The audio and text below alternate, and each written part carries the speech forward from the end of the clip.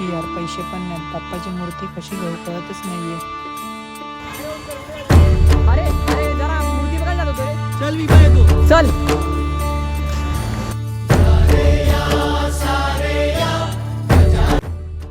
ओमकार, यावेळी मी एवढी महागडी मूर्ती घेणार ना की बाजूची येऊन पण काय बोलले पाहिजे. एवढी महागडी मूर्ती घेतली कुठली, आणि डेकोरेशन तर मी असा करणार ना भाई, असा करणार ना की लोक बोलले पाहिजे काय डेकोरेशन केलंय. हे बघ भावा, गणपती श्रीमंतांचा काय आणि गरिबांचा काय एकच झाला.